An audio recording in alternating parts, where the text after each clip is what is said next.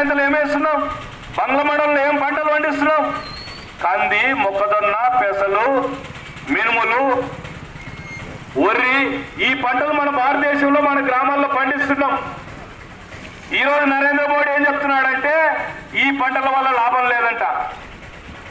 ఏ పంటలు వేయాలా?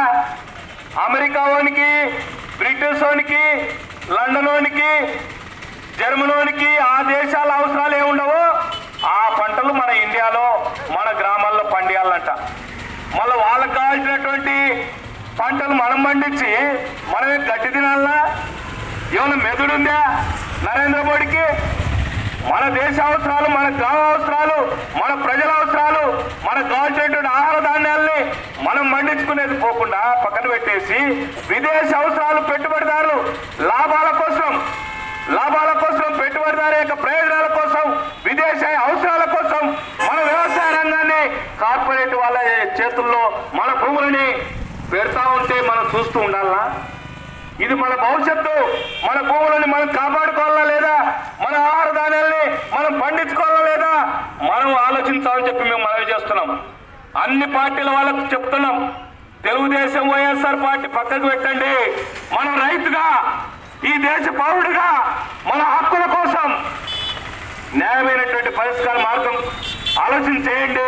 మనకు అన్యాయం జరుగుతుంది, మన దేశ భవిష్యత్తు ఇది అనేటువంటిది మనవి చేస్తా ఉన్నాం ఈరోజు. రెండోది ఏం చెప్తున్నారు? ఏమంట తంగడంత వాళ్ళు ఎక్కడైనా మార్కెట్ చేసుకోవచ్చంట. స్వేచ్ఛ మార్కెట్. మీరు ఇతర దేశాలకు అమ్ముకోవచ్చంట, పోయి ఇతర రాష్ట్రాలకు అమ్ముకోవచ్చంట. ఇది స్వేచ్ఛ మార్కెట్ అంట. ఎవడన్నా తంగడంతలో రైతు ఈ దేశాలకు పోయి అమ్ముకుంటాడా? ఎవడు అమ్ముకుంటాడు? దోపిడి దొంగలు, పెట్టుబడిదారులు అమ్ముకుంటాడు. ఊర్లో అమ్ముకుని రైతు పండించినటువంటి 2 ఎకరాలు 3 ఎకరాలు రైతులు ఇప్పుడు ఎవరున్నారు? పెద్ద రైతులు లేరు భూముల్లో.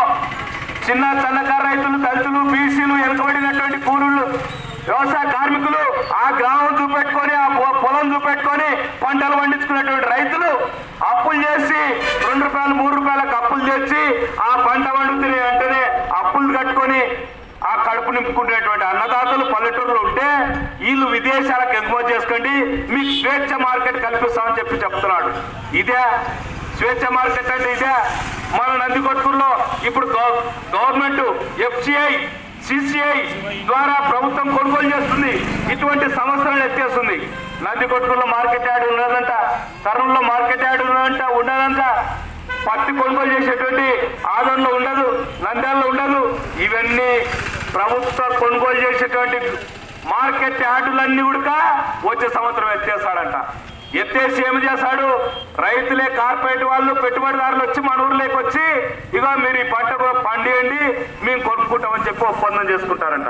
ఒప్పందం చేసుకున్న